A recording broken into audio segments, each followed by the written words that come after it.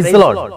प्रभु यीशु मसीह के मधुर नाम में आप सभी को प्रेमी सलाम। जैसे कि आप देख रहे हैं राष्ट्रीय जय यीशु मानव सेवा, और आप सभी का अभिनंदन और स्वागत करते हुए आपके सबके सामने आ रहा हूं।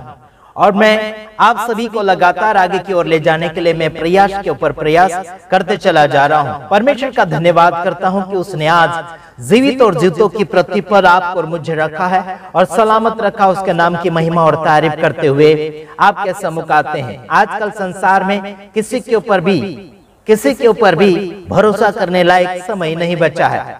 मेरे तमाम भाइयों बहनों, अगर आप देखें परमेश्वर का वचन तो आपको लगातार सावधानी दे रहा है। हर किसी से आपको सावधानी ले लेना चाहिए। हालांकि अपने घर के कुत्ते से भी सावधानी आपको लेना चाहिए। जैसे कि सांप को कितना भी दूध पिलाओ, आखिर वो डसता ही है।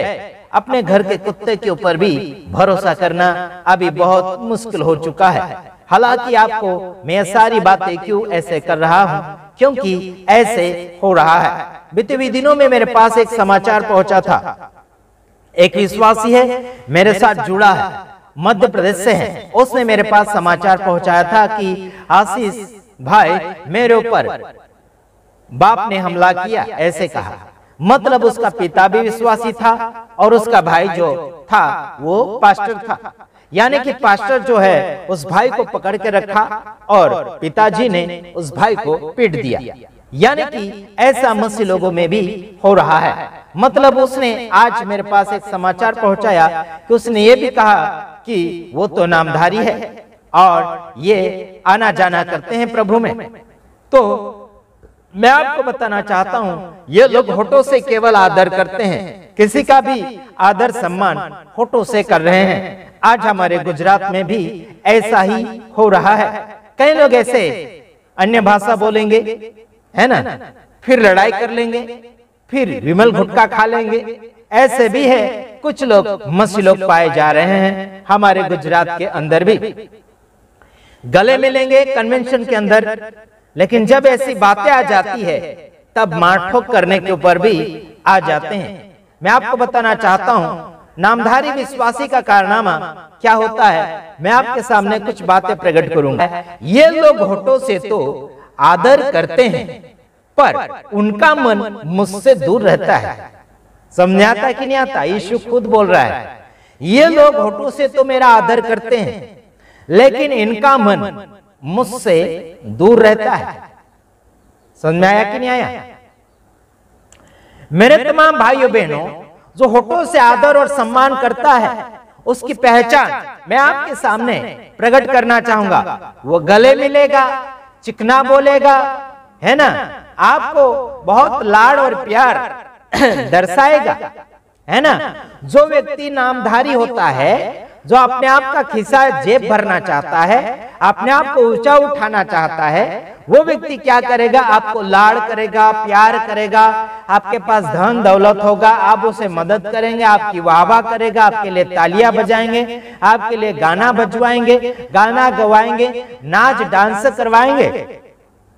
समझ में आता कि नहीं आता मेरे भाइयों बहनों? आज संसार भर में ऐसा ही हो रहा है और हमारे गुजरात में भी यही हो रहा है। जितना भी आप दान डोनेशन देंगे उनको वाहवाह किया जाएगा, उनकी तारीफें करी जाएगी। ये लोग होठों से तो मेरा आदर करते हैं, मतलब यीशु मसीह का, है ना। वैसे आज इंसान का भी ऐसे ही कर रहे हैं, होठों से आदर करते। क्यों? क्योंकि यीशु मसीह चंगाई देता है, यीशु मसीह छुटकारा देता है, यीशु मसीह आनंद देता है, यीशु मसीह क्या बोलना चाहिए कि छुड़ाता है, यीशु मसीह हर एक प्रॉब्लम से दूर करता है। ये लोग होठों से तो आदर करेंगे यीशु का, लेकिन मन से दूर रहेंगे। मन से दूर है। आज कोई है क्या मन के करीब से प्रभु यीशु मसीह को जानना चाहता है क्या? मन से प्रभु के ऊपर भरोसा करता है क्या? आज चंगाई सभा अगर रखी जाएगी, उसकी वाहवाह किया जाएगा, फूलहार इतना बड़ा डालेंगे कि पूछो मत, है ना। फिर उसे कोई कोई प्रकार का स्वागत किया जाएगा, हर दिन स्वागत करेंगे। फिर कोई फूलहार डालेगा, कोई पगड़ी पहनाएगा, कोई साल ओढ़ाएगा, कोई अलग अलग प्रकार के स्वागत किए जाएंगे। ये लोग होठों से तो आदर करेंगे परंतु मन से दूर है।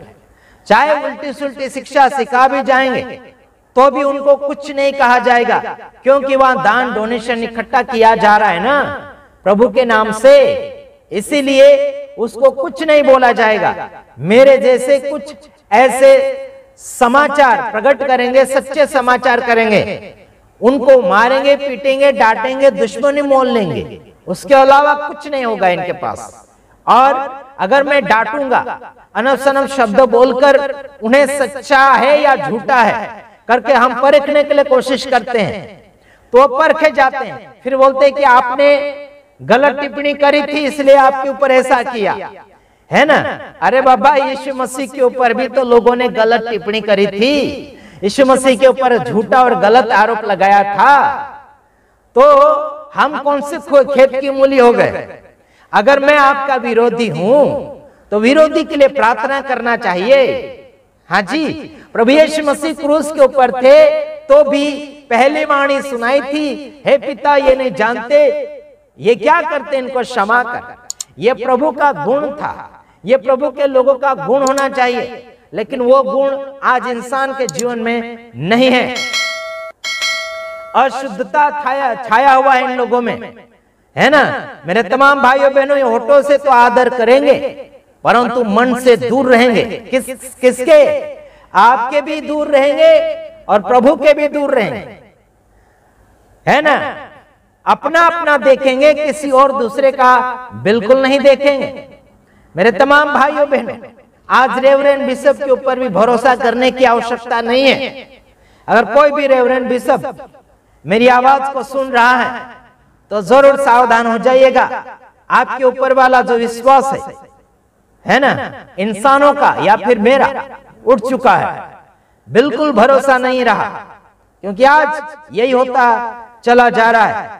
गलतियों की किताब उसका 5वां अध्याय हम निकालना चाहेंगे, और इंसानों की करतूतें जो शरीर के अनुसार जीता है और जो आत्मा के अनुसार नहीं चलता है, उसके कारनामे इसके अंदर लिखे गए हैं।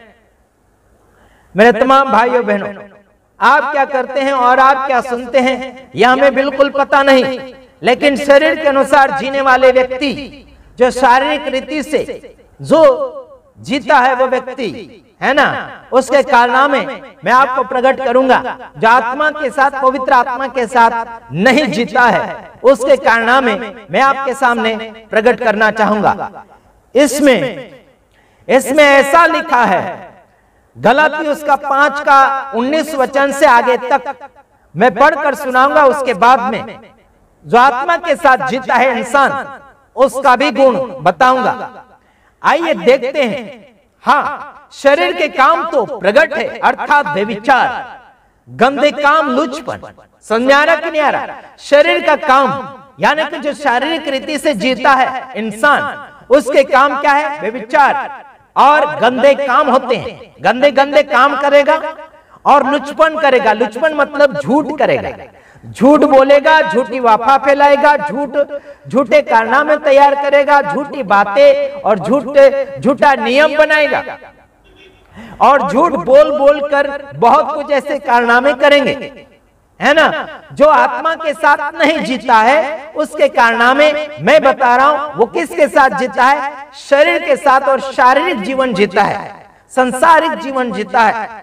अगला वचन, मूर्ति पूजा, टोना, भेद, झगड़ा, ईर्ष्या, क्रोध, विरोध, फूट, विधर्म।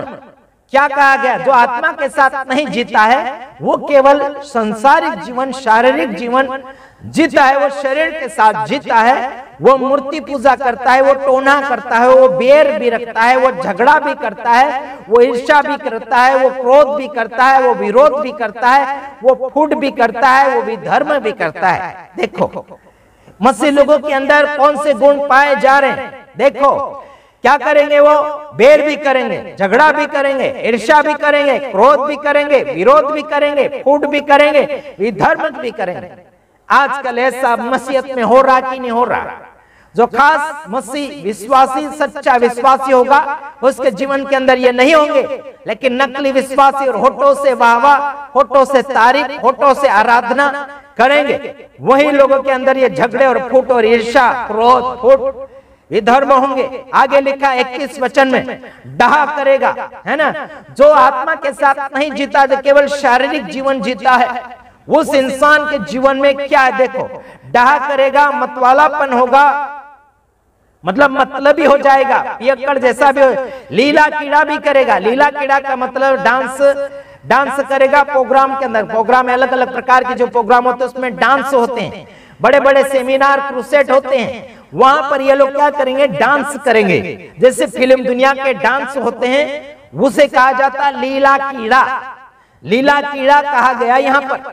अलग अलग प्रकार के डांस जो करेंगे, है ना, पहले तो लिखा डाह करेगा, फिर मतवाला पन करेगा, फिर क्या करेगा, लीला कीड़ा करेगा, फिर लिखा और इनके जैसे और काम है, और काम है, इनके विषय में मैं तुमसे, यानी कि तुमको पहले से कह देता हूं, जैसा पहले कह भी चुका हूं, कि ऐसे ऐसे काम करने वाले परमेश्वर के राज्य के वारिस नहीं होंगे।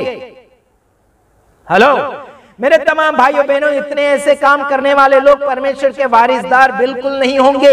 ये लोग केवल नरक के भागीदार होंगे। कौन कौन लोग, यहां पर देखो, मैं आपको बताता हूं, व्यभिचार करने वाला, गंदा काम करने वाला, झूठ बोलने वाला, मूर्ति पूजा करने वाला, टोना करने वाला, बैर करने वाला, झगड़ा करने वाला, ईर्ष्या करने वाला, क्रोध करने वाला, विरोध करने वाला, फूट करने वाला, विधर्म करने वाला, डाहा करने वाला, मतवाला पन और लीला कीड़ा, डांस प्रोग्राम करने वाले और ऐसे ऐसे काम करने वाले परमेश्वर के राज्य के वारिसदार बिल्कुल नहीं होंगे। भले वो यीशु के नाम से जीते होंगे, भले रेवरेंड बिशप होंगे, लेकिन इन कारनामों के साथ अगर जीवन को जी रहे होंगे तो वो लोग पूरा 100% स्वर्ग में नहीं बल्कि नरक में पाए जाएंगे।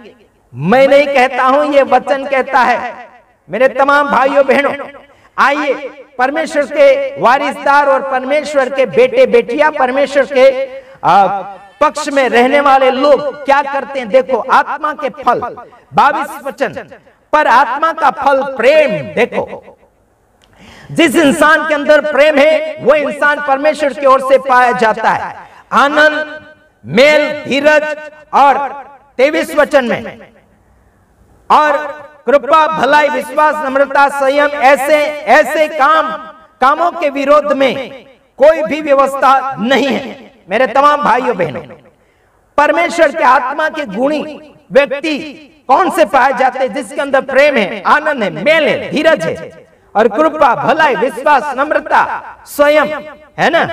ये परमेश्वर के लोग वही कहा जाता है। आत्मा के अनुसार जीने वाले लोग वही कहे जाते हैं जिसके अंदर प्रेम होता है, जिसके अंदर मेल मिलाप होता है, जिसके अंदर धीरज होता है, जिसके अंदर कृपा होता है, भलाई होता है, जिसके अंदर, है ना, नम्रता होता है, संयम होता है। वो है परमेश्वर का बेटा, आत्मा के साथ जीने वाला व्यक्ति।